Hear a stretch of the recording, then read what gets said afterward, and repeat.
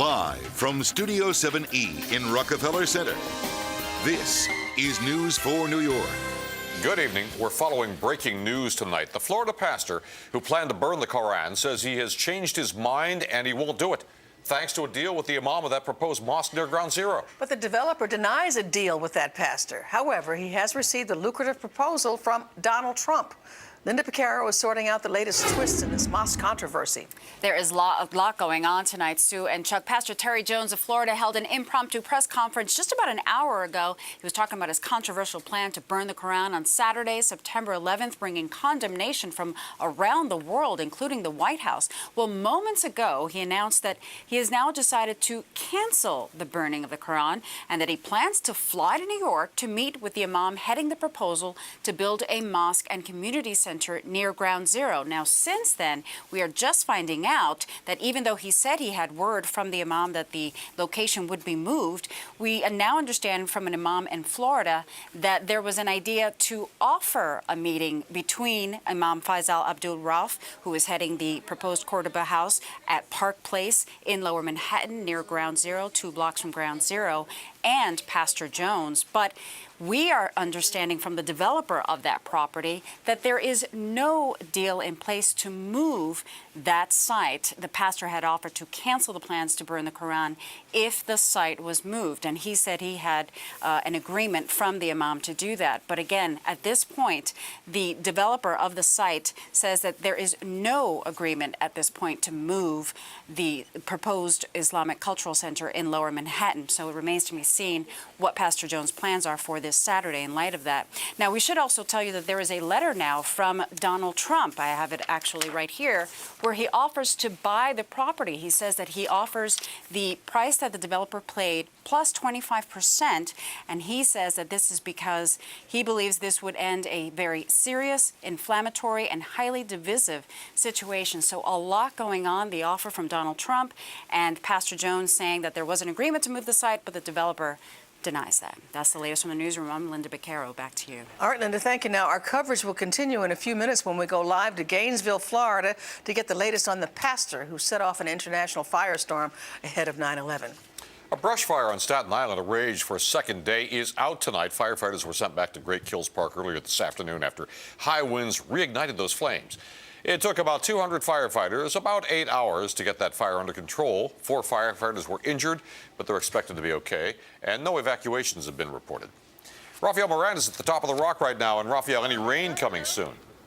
Well, we do have some rain coming soon, but unfortunately it's not going to be quite enough to really put a dent in any of the dry conditions that we've seen over the past several months. Here we're dealing with a rain deficit of over 10 inches in Central Park.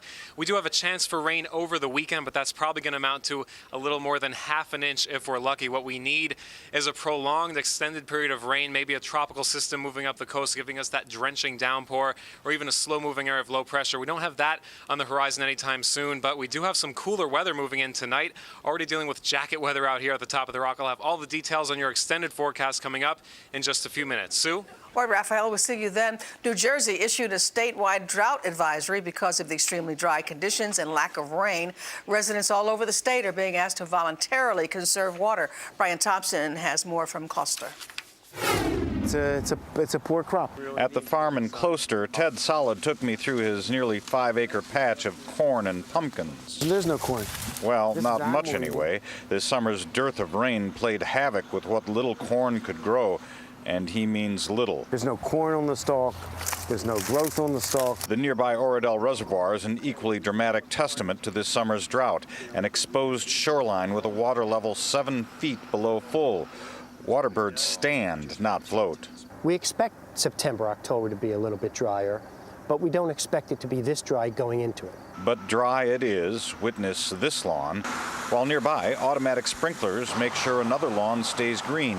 In fact, it is a lawn likely overwatered and an area where this homeowner could help his neighbors. People drown their lawns, not just overwater them. For now, the state's drought watch asks for only voluntary conservation. Back at the farm, that means paying extra for labor to use hoses to hand water plants instead of sprinkler systems. But they can't do without watering here. I mean, I think we had like 30 or 40 days over 90 degrees. And I said you'd have to be watering every day. Every day. If it continues like this, the next step would be a drought warning, but mandatory restrictions, at least on a statewide basis, would require an emergency declaration from the governor. And as one state DEP official told me, we're not there yet. In Harrington Park, Brian Thompson, News 4 New York. Well, New York senators are adding their voices to those wanting a ticker tape parade here in the city to thank the troops. Yesterday, News 4 started asking the questions of political leaders whether a parade would be held for the troops coming home after years of service in Iraq. And Jonathan Deese is here now with the latest development for us. Jonathan. Chuck, Sue, the senators say whatever your view on the Iraq war, the troops deserve thanks for their service with a parade up the Canyon of Heroes. Two New York heavyweights today called for a parade up Broadway for soldiers coming home from Iraq. Senator Schumer says the troops deserve the honor. I can think of nothing more appropriate than to have New Yorkers and Americans coast to coast thank our soldiers for their selfless sacrifice by cheering them on in the Canyon of Heroes. Senator Gillibrand, too, said every day she thinks of their service and sacrifice. Certainly a parade would personify the name Canyon of Heroes and is a fitting tribute that I would love to see happen. With the president last month announcing an end to combat operations in Iraq, it was City Council Speaker Quinn yesterday, an anti-Iraq war critic, who said it was important that the city start talking about how to honor the soldiers returning home. If there was a grander gesture, I would want the city to make it. That is the grandest gesture we make. One veterans group issued a statement saying no parade now, wait for when all troops are home safely. A Pentagon spokesman said the military would welcome the celebration. With 47,000 troops still in Iraq, the mayor has not yet commented as to if or when a parade should be held. We are told City Hall is reaching out to various groups for ideas on how best to proceed. The city had a parade after the first Gulf War and has honored championship teams here in recent years. NBC's Richard Engel was with the last combat troops as they left Iraq into Kuwait. He spoke with us yesterday. Even if you don't agree with why they were sent there or what they accomplished, I think a lot of Americans would support that. Yesterday, Congressman Peter King of Long Island also weighed in calling for a parade. No one has told us a possible date, as leaders are just beginning conversations now with the respective military groups. Chuck and Sue. All right, Jonathan, thank you. Well, public schools in New Jersey could soon get hundreds of millions of dollars in new funding. The state met today's deadline to apply for federal money for education jobs. Officials say the $268 million would probably have come to New Jersey anyway, but with Congress controlling how the money's spent.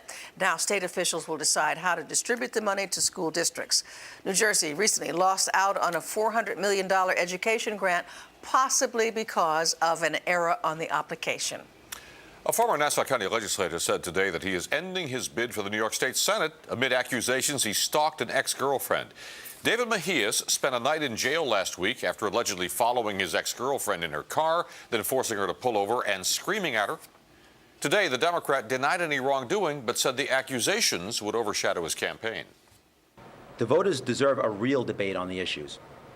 My continued candidacy would replace a meaningful debate about the future of our great state with distraction and sensationalism. Long Island deserves better. Mejias will still appear on the ballot in the Democratic primary, but today he asked his supporters to vote for his opponent, Francesca Carlo. Well, tonight marks one of the holiest days of the Jewish calendar, Rosh Hashanah. The holiday begins at sundown, ushering in the year 5771 on the Hebrew calendar. A few hours ago, congregants from Temple Sharei Tefillah gathered for a Tashlish service to throw bread into the East River, symbolically casting off their sins from last year. Well, still ahead on News 4 at 6, we're going to take you live to Gainesville, Florida for the latest on our top story. That pastor calling off his Koran burning on 9/11. Also tonight, a massive recall on a breakfast staple, milk. We'll tell you which brands are in question. Plus, an unwanted house guest in the Bronx busted by the police this morning. Stay connected with NBC New York. If you're on Twitter, follow us. On Facebook, become a fan. And now you can sign up for breaking news alerts by texting NY Breaking to 639-710.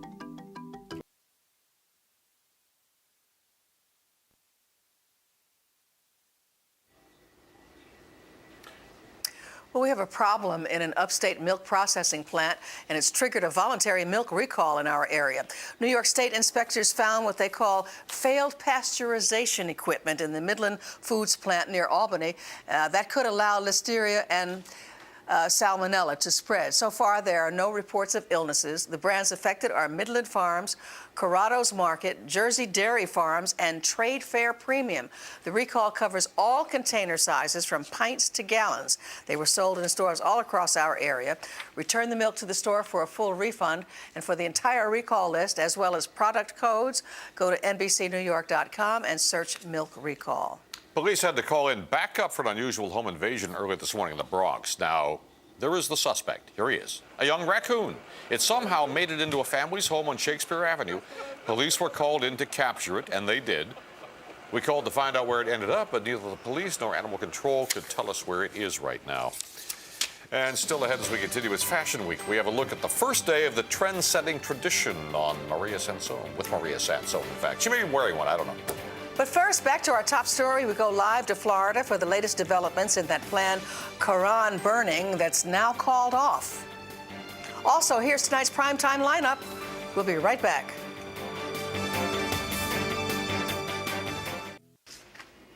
Well, today starts the #1 holiday on a fashionista's calendar. It's Fashion Week. All the hot spring-summer 2011 looks will debut at the new home of Fashion Week, Lincoln Center. Maria Sansone was there for opening day. Well, Sue, strap on your stilettos. It's the first day of Fashion Week here in a brand new venue, a new and improved location here at Lincoln Center. And as you can see, if you take a look around, it's very spacious. Now, like Bryant Park, we are under tents, but there is a lot more room. There's a lot more booths. There's room for more designers, which means more shows and more fashion. So this year, Fashion Week is bigger and better than ever. One of the things I really love is this self-service check-in. So you don't see the big long lines of people waiting for the shows. You just come on in, pop your ticket in there, and you're on your way. And of course, what would Mercedes-Benz Fashion Week be without a gorgeous Mercedes? Look at that thing. And also, it kind of gives you an idea of just how big this venue is under the tents here. You could fit many, many of those Mercedes here. So I'll be reporting all week. It's a girl's dream, the glitz and glamour of Fashion Week. Back to you guys in the studio. All right, Maria Sansone, thank you. Now, for all you fashionistas out there, go to NBCNewYork.com for the latest on the Fashion Week events.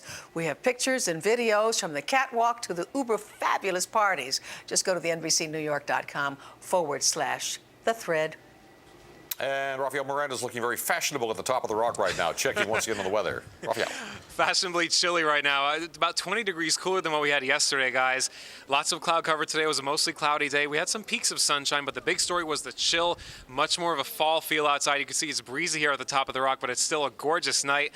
Come out and enjoy the view. You can see a great shot there of the Empire State Building. Just don't forget to bring a jacket or maybe even a light sweater will do it. Temperatures made it only into the 60s and 70s today. Our high temperature was 70 in the park, well below average for a change. A nice change from after what's been a brutally hot summer, and this morning's low was 61 degrees. Now, as we take a look at tonight's weather headlines, you'll see that the chill is the main story overnight. Summer heat says goodbye. Overnight lows drop down to the 50s around the region, 50s even in the city, low 50s, perhaps 40s in the suburbs. And then for the weekend forecast, we do have a mixture of good and bad news. Right now, we're at 68 in the park, 69 in East Patchogue, but already cooling down to the 50s in the Hudson Valley, so definitely need the layers, at least long sleeves if you're heading out there this evening. Look at the satellite picture, shows nice and quiet across Northeast. Lots of clouds dominating the weather picture, but it's a high pressure situation, so not expecting any rain. It will be a crisp night ahead, and the breeze continues overnight. It's going to die down just a little bit, but then tomorrow morning, a cool start, lots of clouds. We are looking for more sunshine for the afternoon, and the breeze continues out of the northwest with winds around 10 to 15 miles per hour. If you're headed out to the U.S. Open tonight, bring the jacket. Temperature is down to the mid-60s, but the breeze makes it feel just a bit cooler than that. Mostly cloudy skies, probably don't have to worry about any rain. Now, we're keeping a close eye on Igor. Igor has been downgraded to a tropical depression, so not a tropical storm anymore, but this storm has the potential to strengthen back to tropical storm or perhaps hurricane status by the beginning of next week. Overnight lows, 49. 49 in Ellenville, 53 in Chester, around 59 in the city. And then tomorrow, more sunshine for the afternoon. Still breezy, though, and a high temperature back to the mid-70s. Not feeling quite as cool as it did today. Now, as we take a look ahead for Saturday, a cool start to the weekend, but lots of sunshine and less breezy conditions make it a very pleasant afternoon. And that's the best half we have for the weekend for you. You can see by Sunday, a cold front approaches, bringing with it a chance for a couple of showers, especially late in the day. Here's a look at the next 7 days. 74 for your high temperature for tomorrow with more sunshine as the day goes on. Great timing for Saturday, 77 degrees, beautiful sunshine, and finally the breeze eases off. For Sunday, not a total washout. The cold front approaches late in the day. I think we have a shower chance probably afternoon. That's going to last into Sunday night, and then by Monday we dry things out. But unfortunately, we could use a really good soaking rain. As we were talking about before, Chuck, this one probably just going to give us about a quarter an inch, maybe a half an inch of rain, not putting a big dent in any of the drought conditions. Chuck, Sue? All right, Raphael, thank you so much. Now we'd like to introduce you to the newest member of the News 4 family, not Siafa. This is Jack Emanuel, son of Paisy Cheng and her husband, Phil. Jack was born yesterday morning at 6:15. He's 6 pounds 5 ounces, and the family is said to be doing well. Well, Jack, welcome to the world. Delighted to have you. Siafa Lewis is straight ahead with sports. Absolutely. Coming up in sports, 3-time Super Bowl champion and NFL MVP Tom Brady was involved in a serious car crash this morning in Boston. We'll have the latest on one of football's biggest stars as the season gets underway. And the Mets struggling on the field, always winners off it. They give back at Ground Zero next in sports on News 4 New York at 6. All right, back now to our top story. The leader of that small Florida church says he is canceling plans to burn copies of the Koran on September 11th because the imam that proposed the mosque near Ground Zero, he says he's moving the mosque. I have his word that he will move the mosque to a different location. The imam said they cannot move it tomorrow, but that they would guarantee that the mosque would be moved from the present location. Now, Imam Rauf just released a statement saying there is no such agreement, that he has never spoken to Pastor Jones at all about this, and that he has no plans to move the mosque. Jeff Patterson joins us live from Gainesville, Florida right now. He's covering the story. And what is the latest down there, Jeff?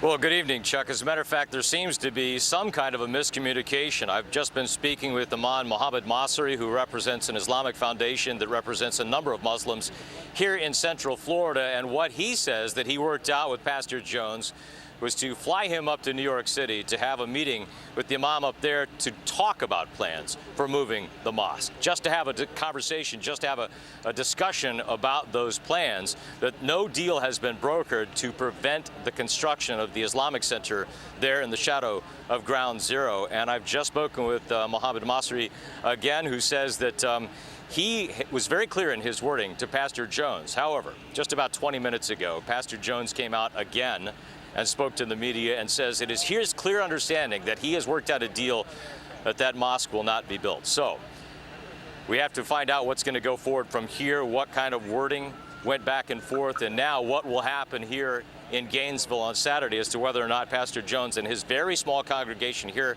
in rural Central Florida will go forward with their plans to burn the copies of the Quran, or whether this meeting with Pastor Jones and the imam in New York is enough to prevent that action, Chuck. Jeff, I'm just sort of curious, how do people there in Gainesville feel about Pastor Jones? Is he an important pastor in the area? Is he regarded as sort of an eccentric? It is a very small congregation, perhaps only as many as 50 people. I'm told last Sunday in church there were only 30 people in the service. As a matter of fact, there is a United Methodist Church just down the street here that represents 4,000 members. It is less than a half mile from this church. They have 1,500 people there at 4 different sermons on any given Sunday, Chuck. They were planning on holding their own service tomorrow, an interdenominational meeting with a number of faiths. They expect several thousand people at that meeting. They're calling it a meeting of hope and unity to get together, and they have also had a meeting here yesterday at a church in Gainesville. 325 people showed up on very short notice to pray that this action would stop here in Gainesville. So very small congregation here represented by one pastor. Large congregations in the area condemning this action.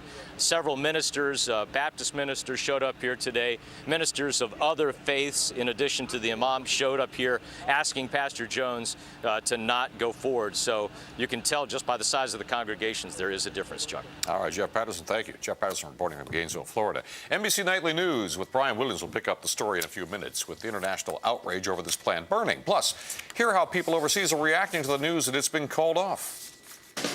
The Verizon Fios Sports Desk is brought to you by Verizon Fios. It's time for New York's highest-rated TV and internet service. It's time for Fios. Siafa Lewis is here, and it's the opening game for the football season tonight. I'm so psyched, too. I'm a huge football fan. So for me and those like me, it's one of the best sporting days of the year because the NFL is back. The season gets underway in just about 2 hours when the defending Super Bowl champion Saints take on Brett Favre and the Vikings right here on 4 New York. But all the talk in the NFL today was around Tom Brady. The Patriots superstar quarterback was involved in a 2-car accident this morning in Boston. It happened in the Back Bay neighborhood around 6:30 a.m., just 3 blocks from Brady's home. A red minivan allegedly ran a red light, and Brady's black Audi sedan T-boned that other car, lifting it off the ground and knocking over a light pole in the process. Now, Brady showed up for practice shortly thereafter, and according to teammates, showed no visible signs of being involved in an accident.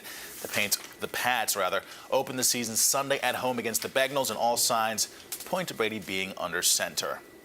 Now, of course, the 9th anniversary of September 11th is this Saturday, and since the tragedy, the Mets have been closely associated with the city's healing process following those horrific events.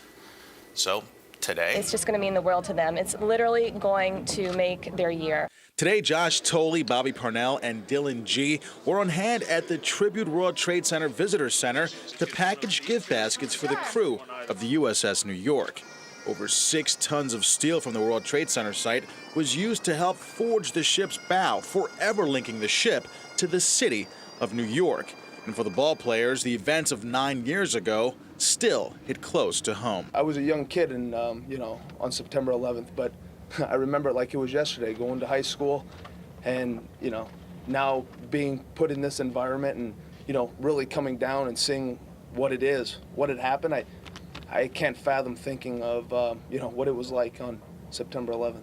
Like Josh said, you remember it like it was yesterday, and, my father's fire chief back home, so it's, it touched home. To come out here and to be able to be a part of this and to put together these packages and, just give back as much as we can is, it's very important for me, and I know it's very important for these guys. And, we like to do as much as we can for the community, and especially for the volunteer firefighters and the firefighters around here. And, it's a great opportunity.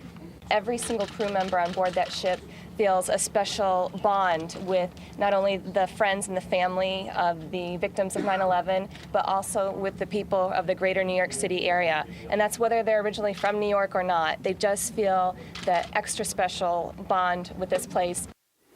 Tremendous to see those young athletes giving back, and unbelievable 9 years since the horrible day. It's peculiar to hear somebody say, I was a kid just then. Yeah. Oh, my gosh, is that much time gone by? All right, Siafa, thank you. Up next on NBC Nightly News, Brian Williams is live in New Orleans as football fans prepare for a Big Easy kickoff. And then join us at 7 for New York Nightly News on New York Nonstop. Thanks for joining us now on this program. Good night.